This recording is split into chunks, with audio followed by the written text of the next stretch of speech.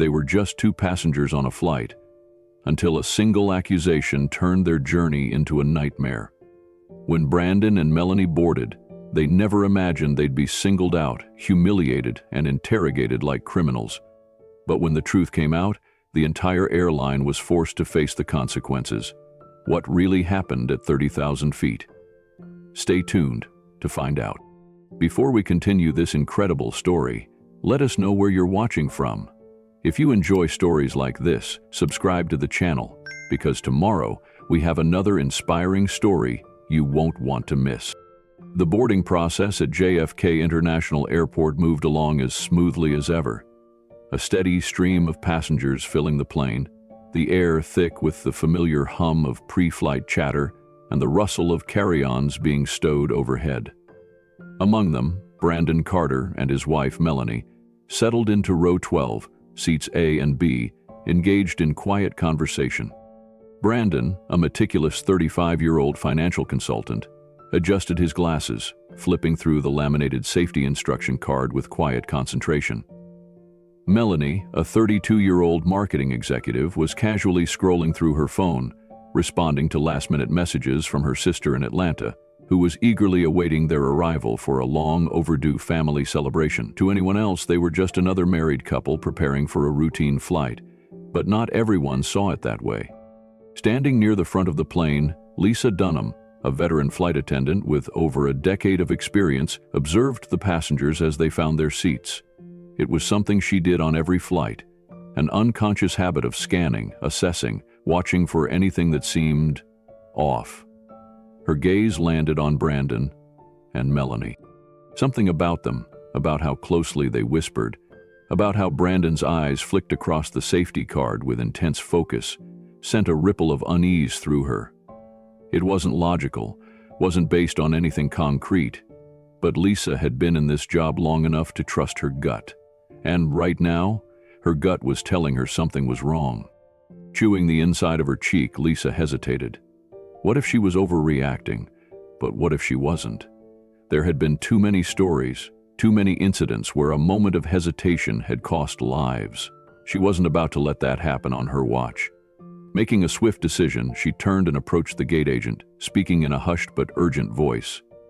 Row 12, the couple in business casual, the guy with glasses, the woman in the black sweater. Something feels off. The gate agent frowned, unsure. You want me to call security? Lisa's stomach twisted, but she nodded.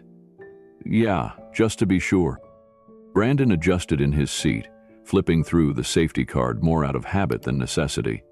He was a meticulous person by nature, always reading the fine print, always prepared. Melanie, beside him, was still scrolling through her phone, a small smile forming as she read a text from her sister. Can't wait to see you guys. Mom's already cooking up a storm. Brandon exhaled, allowing himself to relax slightly.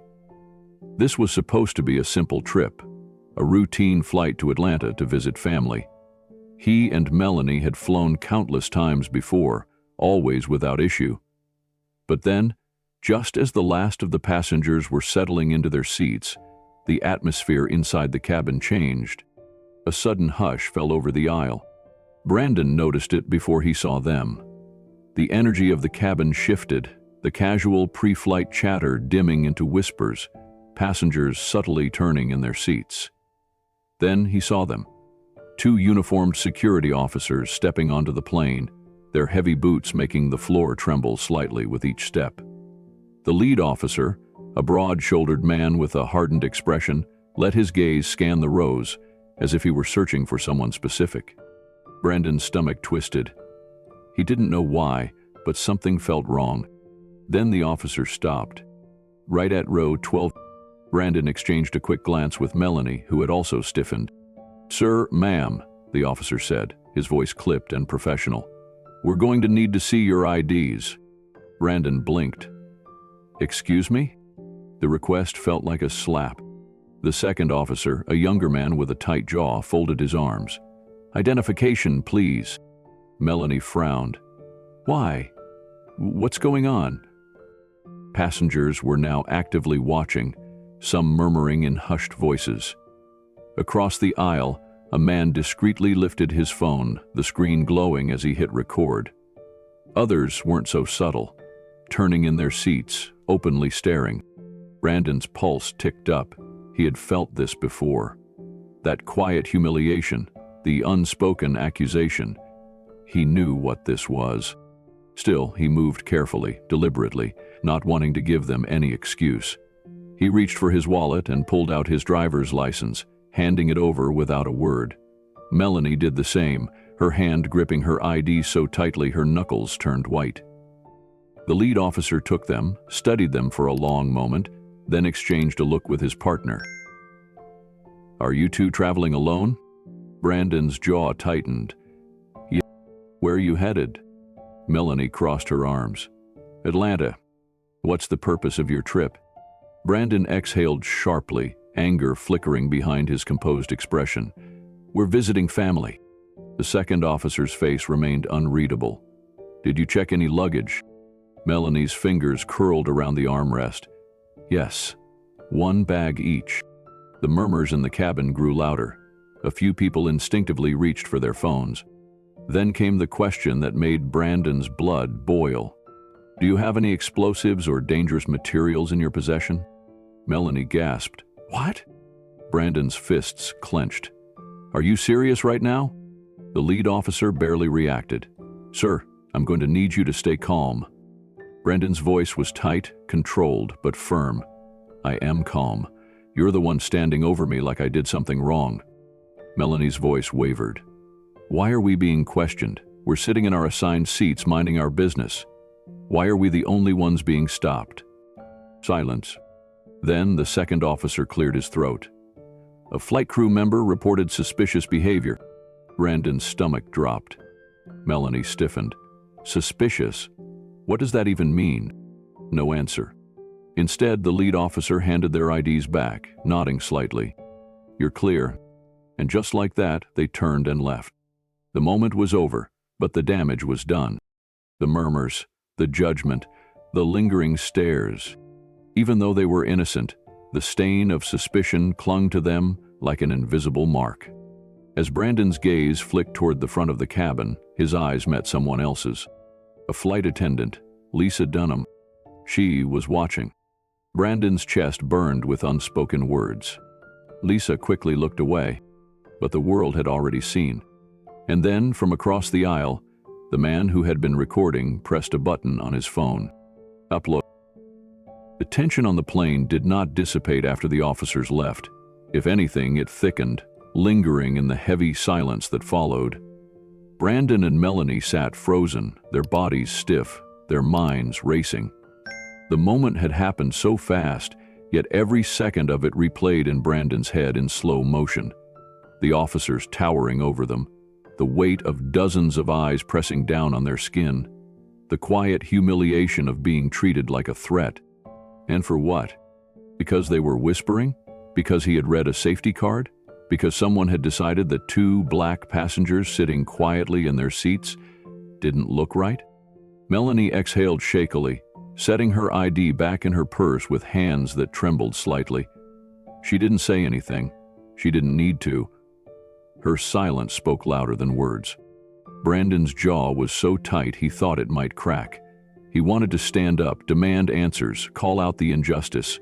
But what would that do? They had already been labeled as a problem once. He knew better than to risk making it worse. Still, as he lifted his head, his gaze swept over the other passengers. Some were still watching him. Some avoided eye contact entirely. Some had the audacity to look annoyed, as if this whole scene had merely been a mild inconvenience in their otherwise comfortable lives. But a few looked different. A woman a few rows ahead, older, gray-hailed, her sharp eyes filled with quiet disapproval, shook her head in what looked like silent understanding. And across the aisle, a young man holding his phone stared directly at Brandon. Brandon frowned slightly, recognition dawning. It was the same man who had been recording the entire thing. That video was out there now. The man, whose name Brandon didn't know yet, but soon the whole world would, gave him a small, knowing nod before turning his attention back to his screen. His fingers moved swiftly. Brandon barely needed to guess what he was doing. Uploading it. Somewhere, in the depths of the internet, a storm had just begun. By the time the plane had been in the air for less than 30 minutes, the video had already amassed tens of thousands of views. By the time the plane reached cruising altitude, it was well into the hundreds of thousands. By the time it began its descent toward Atlanta, the number had passed 1 million. Lisa Dunham, the flight attendant who had reported Brandon and Melanie as suspicious, had no idea. She stood near the front of the cabin, arms crossed, her stomach twisting in knots. She had watched it all unfold, seen the officers approach, witnessed the questioning. In the moment, she had felt justified. After all, she'd had a feeling, and wasn't it better to be safe than sorry? But now, with the weight of her decision sinking in, she wasn't so sure. Something was wrong. The air in the crew service area felt heavy. She could feel it, the way her colleagues kept looking at her. The way another flight attendant, someone she had worked alongside for years, had passed her a look of pure disapproval before turning away. Even the captain, Richard Monroe, hadn't said a word to her since takeoff. That silence felt louder than anything. Lisa turned, forcing herself to exhale. Maybe she was overthinking it. Maybe this would blow over. But as she reached for her phone, the moment she saw the flood of notifications waiting for her, her heart plummeted. Her hands were almost shaking as she unlocked the screen. And there it was. The headline. A video. Her decision, captured from multiple angles, replayed over and over for the entire world to see. Her stomach dropped. She pressed play. There was Brandon, looking up at the officers with an expression that burned with disbelief, with anger barely contained beneath forced composure. There was Melanie, her voice shaking, demanding to know why they were being targeted. And there was her name, in the caption, blazing across the internet. Flight attendant Lisa Dunham reports black couple as suspicious. Passengers demand answers. Lisa couldn't breathe. She could feel the heat rising to her face, could feel her throat closing up. This wasn't happening. This couldn't be happening. But it was. And it was far from over. The moment Captain Monroe saw the video, he knew. Lisa was done. He had seen these kinds of stories before, had watched as companies fumbled to do damage control, had witnessed how fast public opinion could shatter someone's career. But never had he imagined that it would happen on his flight. When he finally called Lisa into the cockpit, he didn't waste time. He turned his screen toward her, pressing play, letting the footage speak for itself. She didn't even try to defend herself. I had a feeling, Lisa stammered, her voice weak. I thought I was being cautious. Monroe's jaw tightened. A feeling? He echoed, his voice dangerously low. You humiliated 2 innocent passengers in front of everyone. Lisa's breath caught. But This isn't the first time, Monroe cut in sharply. Lisa froze. Monroe exhaled, shaking his head. Corporate just called me. Apparently there have been other complaints about you. Lisa's chest constricted. Olivia, he hesitated, his voice heavy. When we land, you're off this flight. She flinched. You can't be serious. I am. And just like that, her career was collapsing beneath her. The moment the plane touched down in Atlanta, Lisa Dunham was escorted off the flight, not by security, but by her own supervisor. The airport was waiting for her. So was the media. And in that moment, she realized the truth. She wasn't just losing her job. She was losing everything. Brandon and Melanie stepped off the plane into a new reality. They were no longer just passengers.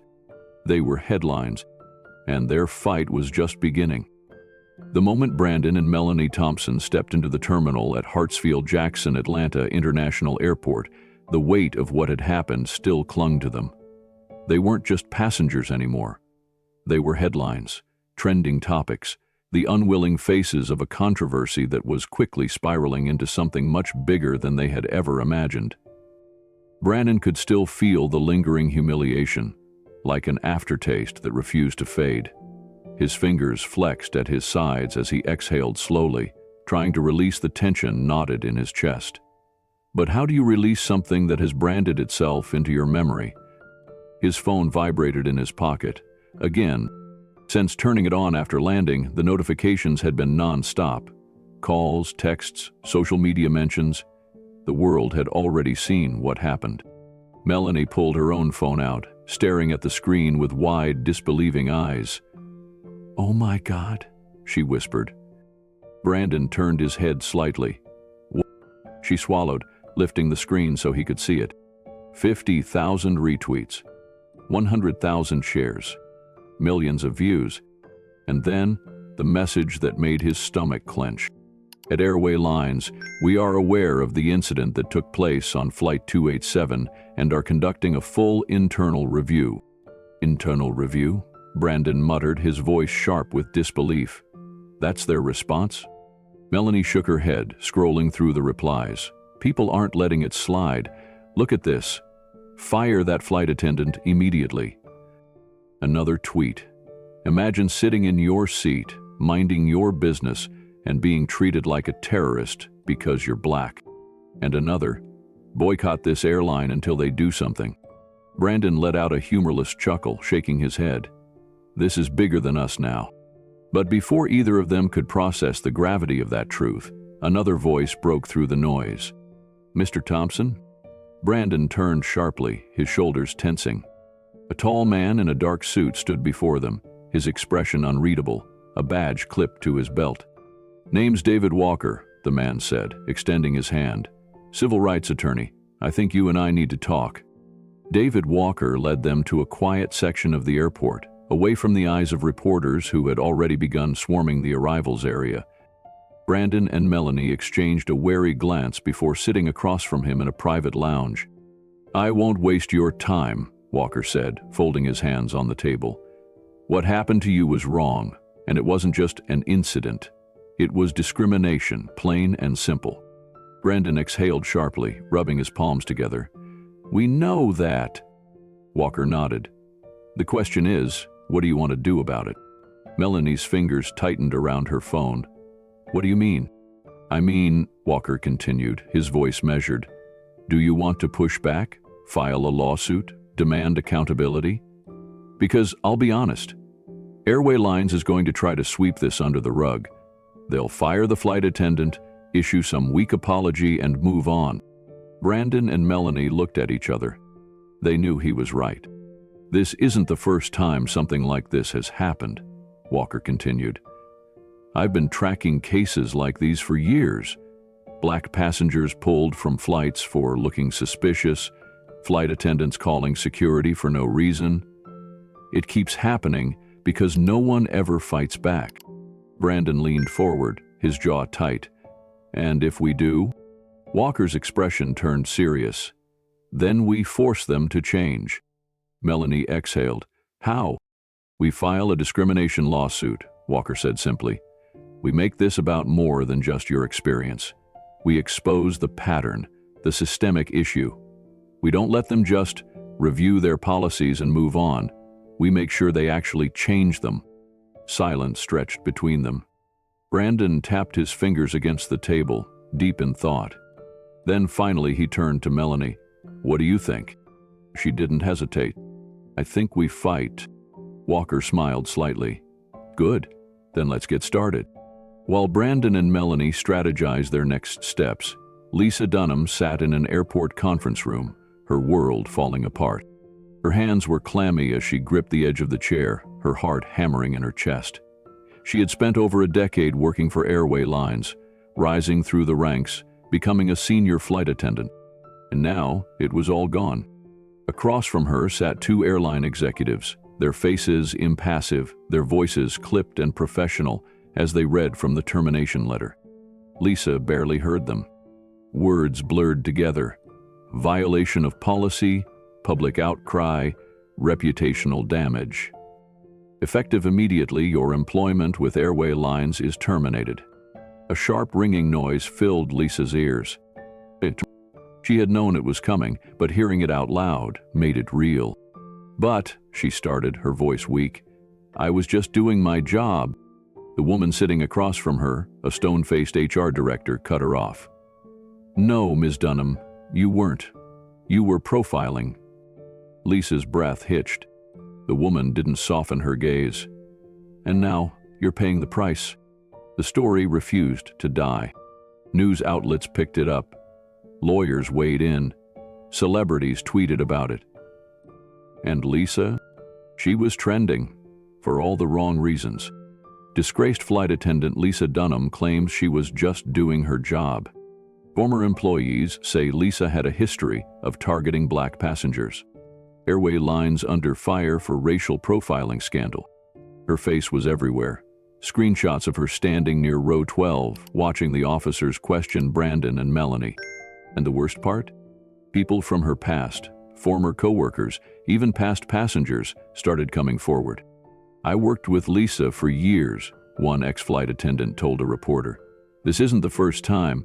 She always had concerns about certain passengers. We all saw it. I was on a flight with her once," another woman wrote in a viral Facebook post. "She flagged my fiancé as suspicious for switching seats with me. He's black. I knew what it was then, and I know what it is now." Lisa couldn't escape it. She had lost her job, her reputation. Even her husband had packed a bag and left. "I can't do this, Lisa," he had said, shaking his head. "I can't be part of this mess." And just like that, she was alone. Around the city, in the office of David Walker, Brandon and Melanie prepared for the biggest fight of their lives. Walker placed a thick folder in front of them. "The lawsuit is official." Melanie exhaled, staring at the documents. "What happens now?" Walker's eyes darkened. "Now," he said, "now we make sure they can never ignore this again." The moment Brandon and Melanie Thompson's lawsuit was officially filed, the media storm surrounding their case intensified. What had begun as a viral video was now a full-blown legal battle against one of the biggest airlines in the country. News anchors dissected their case on morning shows, legal analysts debated the merits of their claims, and social media became a battleground between those demanding justice and those dismissing their experience as an overreaction. Brandon sat at his kitchen table, his laptop open to an article titled "Racial Profiling in the Skies: The Case Against Airway Lines." His name was all over it. "This is bigger than I thought," he muttered, rubbing a hand over his face. Melanie, sitting across from him, scrolled through Twitter. "Bigger?" she echoed, turning her phone toward him. "Read this." Brandon's eyes flicked to the screen. "At Airway Lines, we remain committed to diversity and inclusion. We have begun a full review of our policies to ensure fairness for all passengers." The words made his stomach tighten. "They're trying to control the narrative," he said bitterly. Melanie nodded. "And people aren't buying it." She scrolled further. "Look, people are calling for a boycott." Brandon let out a low whistle. "They should. But it won't be enough. They'll make empty promises, fire Lisa Dunham, and move on." Melanie's jaw tightened. Not this time. The truth was, this wasn't just about their experience anymore. Their lawsuit had become a movement. People were coming forward with their own horror stories of being unfairly singled out while flying. One post read, "I was pulled aside and interrogated because I looked nervous. I was traveling for my mother's funeral. This happens all the time." Another, "Lisa Dunham isn't the only flight attendant guilty of this. The whole system is broken." And then, a bombshell. A former Airway Lines employee leaked internal reports showing a pattern of racial bias in security calls. Brandon felt a chill as he read through the leaked documents. The reports revealed multiple instances of black passengers being flagged as suspicious for no legitimate reason. Melanie covered her mouth with her hand. "Oh my God," she whispered. "This proves it." Brandon exhaled, his heart pounding. "It's not just about us anymore. This is about every single person who's ever been treated like a criminal for no reason." He looked at his wife, his resolve hardening. "We're going all the way with this." A week later, Brandon and Melanie sat in a sleek conference room in downtown Atlanta, across from their attorney David Walker, as he laid out their strategy. "The leaked documents have changed everything," Walker said, sliding a thick folder toward them. "This isn't just about Lisa Dunham's actions. It's about a company-weighted problem. Brandon picked up the folder, flipping through page after page of incident reports, internal memos, and complaints that had been ignored. His stomach twisted. How did they get away with this for so long? He muttered. Walker's expression was grim. Because no one ever challenged them. He tapped the folder. Until now. Melanie folded her arms. So what happens next? Walker leaned forward. We put the pressure on. We demand a full-scale investigation into their policies. We call for mandatory anti-discrimination training for every Airway Lines employee. And we make sure this never happens to anyone else. Brandon's jaw tightened. And if they fight back? Walker smirked. Then we fight harder. Meanwhile, Lisa Dunham was spiraling. Fired, blacklisted, despised. The media had turned against her. Her name was being dragged through every headline, every social media thread. She wasn't just a disgraced flight attendant anymore. She was a symbol of everything wrong with the airline industry. Sitting alone in a dimly lit motel room, she scrolled through her phone, reading the hate-filled messages flooding her inbox. You got what you deserved. Hope you never work again. Racist trash. Lisa's hands trembled as she shut off her phone. She had never expected this. She had thought people would understand, that they would see she had been following her instincts, that she had only been trying to keep the flight safe. But now, even the airline had abandoned her. A breaking news alert flashed across the TV screen. Airway Lines faces $10 million lawsuit for racial profiling scandal. Lisa swallowed hard.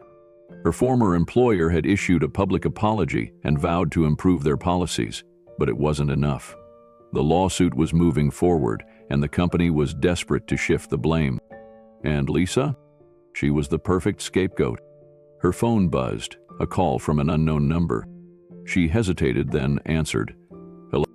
A cold, clipped voice spoke on the other end. Mr. Dunham, this is Airway Lines' legal team. We need to discuss your involvement in this case. Lisa's stomach dropped. They weren't protecting her anymore. Now, she was on her own. Back in Atlanta, Brandon and Melanie sat in front of a news camera, preparing for their first live interview. You ready for this? Melanie asked, squeezing Brandon's hand.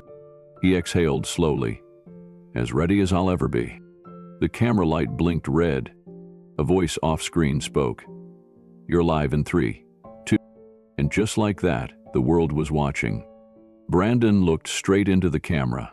His voice was steady, but his words carried the weight of every person who had ever been treated unfairly.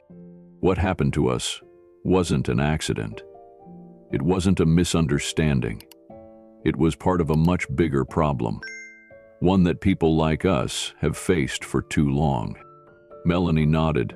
We're not just asking for an apology. We're demanding accountability. We're demanding change. The host leaned forward. What do you say to those who claim this is being blown out of proportion?